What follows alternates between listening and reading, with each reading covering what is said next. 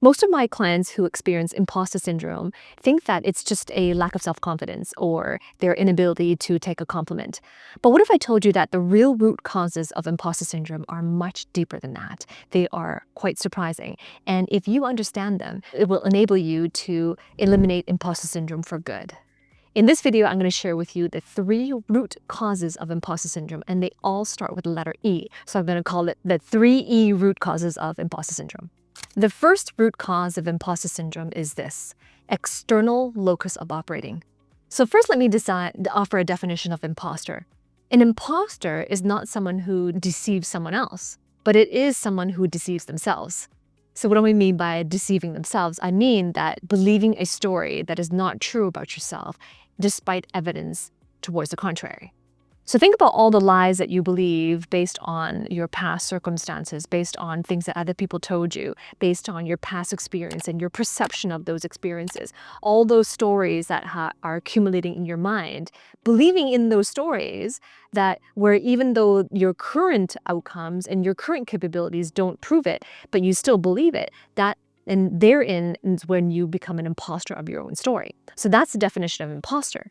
So now let me offer you a definition of external locus, because the first root cause of imposter syndrome is having an external locus of operating.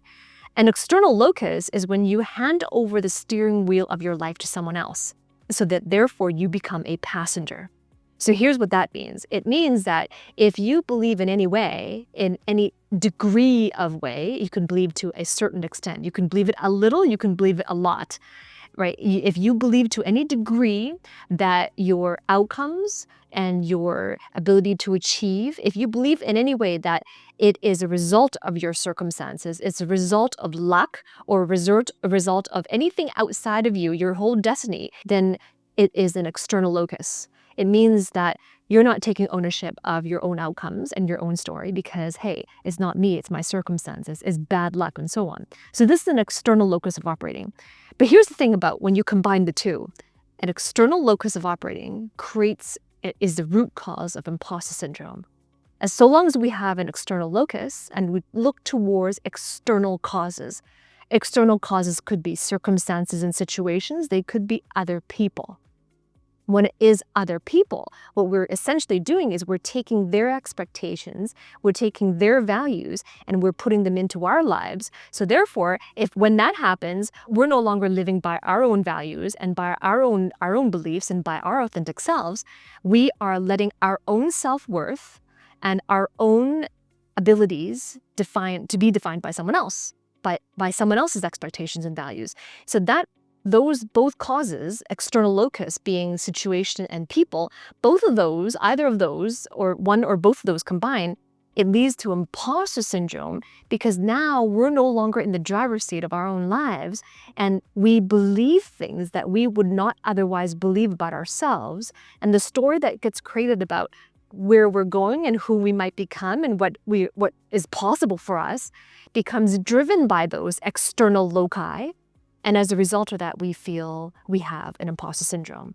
And by the way, I know that in the dictionary, it says that imposter syndrome, people feel like an imposter, feel like they are a fraud.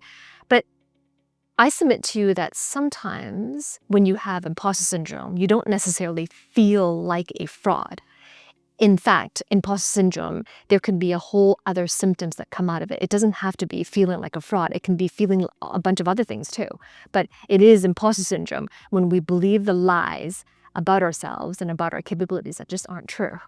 Right? We deceive ourselves. Then it is imposter. So let me share with you a story of how that came to being for me. A long time ago, when I was still in college, I had a supervisor.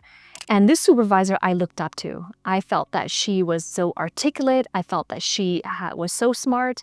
I felt that she was so knowledgeable in her domain. And by the way, those were all 3 traits and characteristics that I wanted for myself. So I saw my supervisor as an embodiment of all 3 of those things. And as a result of that, I looked up to her. And I took her expectations and her values and injected them into my life. So one day she calls me into her office, and sometimes, I go into her office, I feel kind of like my heart racing because I don't know what she's going to tell me.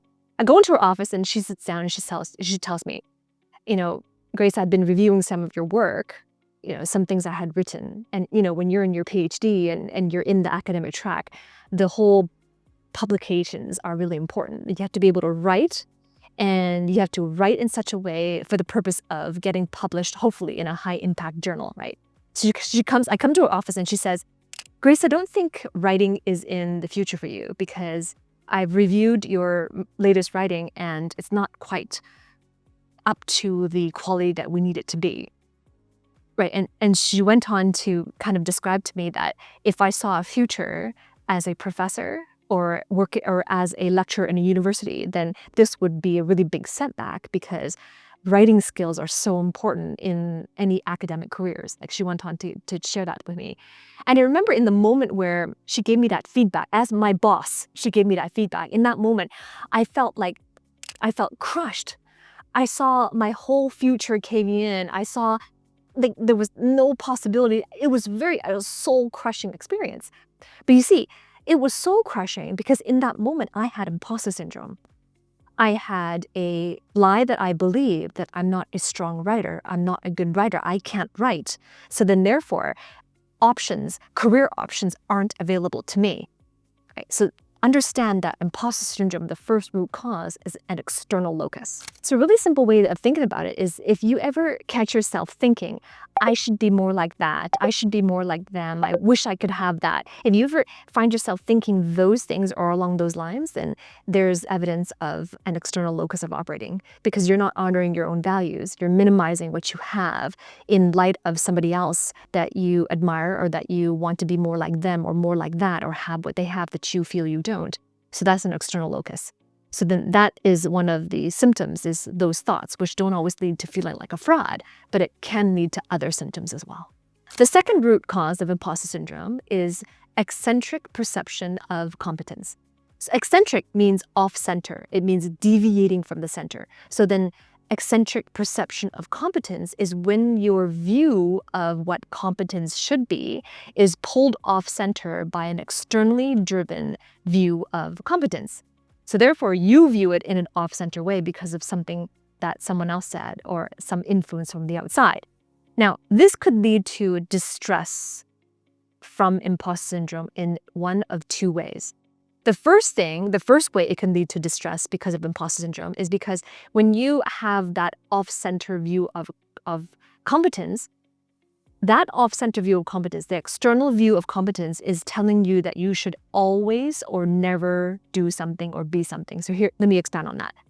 For example, if an external source says to you, you always have to have the right answers, or they say you should never come late to a meeting. Like if you ever hear that languaging, always and never, then that is a signal that there's some sort of unattainable metric of competence. Because it's not possible for a human being, any human being, to always or never do something. Think about it. If someone says to you, well, here is what competence means, right here in this organization, you always have to be honest. Well, think about it. Who has ever met that definition of competence? That competence means that above all, you always have to be competent. You always have to be honest, because it's not possible for someone to be always or never. So then that's the first way that this could lead to distress, is if it is an unattainable metric of competence, then you're not going to meet it and it causes imposter syndrome because it's unattainable. So that's the first way. The second way that it could lead to imposter syndrome, distress due to imposter syndrome, is if that the external perception of competence that is imparted to you, if you're not yet the individual that can meet that level of competence. In other words, you need to develop your skill set, you need to advance your mindset, you need a better tool set in order for you to uphold that external definition of competence, but you're not yet that person. You can't meet that level or standard of competence yet. So then that causes distress by imposter syndrome. Now, if that's you, then it is important to uplevel your skill set, your mindset, and your tool set as well. And if you have been given that feedback and those measures of competence and you are noticing your imposter syndrome, the first thing is to start reflecting on the truth behind that imposter syndrome. Because imposter syndrome is not a bad thing, especially if imposter syndrome, reflecting upon that, helps you to realize that, hey, I haven't really developed my skills yet, and I'm feeling imposter, and I have a right to feel that way because I really am unable to uphold that responsibility, or I really was unable to step up the way I need to step up. So I'm feeling imposter, and that's good feedback because now you know exactly where to focus your professional development. And if that's you, then I have an opportunity to help you to develop your skill set, your mindset, and your tool set as well.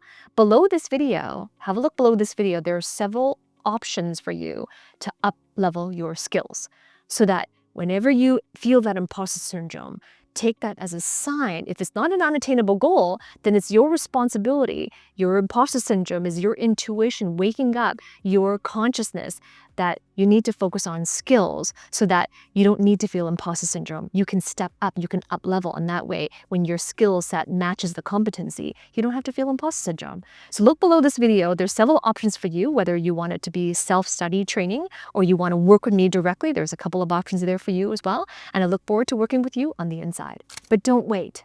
Because either way, whether or not the definition of competence is unattainable or whether or not the definition of competence is revealing a lack of skill set to be able to meet that level of confidence, either way, it leads to a feeling of I'm not 100% ready. And what happens when you feel like you're not 100% ready is that there's going to be opportunities where you don't put your name in for it because you don't feel 100% ready. And as a result of that, it's easy to feel of two minds divided in your mind. And there's an internal conflict where on one hand, you desire that authentic growth, right? You desire that. But on the other hand, there's an internal conflict of not being prepared for it. So then therefore you have you have your principles and your ethics that, well, if I'm not prepared for it, then I'm not going to put my name in the hat for it because I want to be able to do my best. I'm concerned I can't do my best, right? So as long as you have this internal conflict, it's going to continue to give you distress instead of eustress, which is the opposite of distress. It's going to continue to give you distress, and distress breeds greater distress over time. So don't wait to develop your skills, your mindset, and your tool set. And the third root cause of imposter syndrome is eclipsed self congruence. Eclipse means to obscure or to block off. So an eclipsed self congruent means that your congruent self, which is your true authentic self, who you really are, it gets blocked out either by acts of commission or acts of omission. It means you're either doing something that is against who you are or you are failing to act in ways of who you truly are. So let me go deep into this. Acts of commission. The acts of commission is when you're blocking your congruence. It means you are doing things against who you really are. So imagine if you are a business owner and you want to win a client. So let's say the way that you win the client is you exaggerated some of the results you had for other clients. You over-exaggerated that. So you told something that wasn't true in order to win that client. That is an act of commission, which means that your actions, your choice of actions is really against who you would be in your authentic self. And as a result of that, you have blocked out your congruency. You've blocked out that self-congruency and acted in a way that was not honoring who you are. The opposite of that is an act of omission. Acts of omission is when you fail to do something when you know you should. It's like you're in a meeting and you have a valuable idea that you need to share, but instead you stay silent out of fear. Now, that missed opportunity is just as powerful as making a mistake out of character. It's when you fail to do something that would truly express your authentic self, then as a result of that, your authentic self gets eclipsed. Your congruence gets eclipsed or blocked out because you failed to act when you know you should. But either way, either it be an act of commission or act of omission, either way, what happens is that when we have an eclipsed self-congruence, we are unable and we have not truly expressed ourselves, our true authentic selves. And as a result of that, it can result in all the variety of symptoms and feelings that we can have with imposter syndrome. You see, the way I see it is that imposter syndrome is not a sign that you're unworthy. In fact, it's the exact opposite. It is a sign that you are worthy. You are worthy of so much more than you have had in your life. And this is an opportunity for you to step up, to be more, and to be able to do more, and to be able to see yourself in a different light and see your situation and circumstances in a different light so you can express your true self more authentically. And when you do, you really can overcome imposter syndrome from the ground up from its root causes.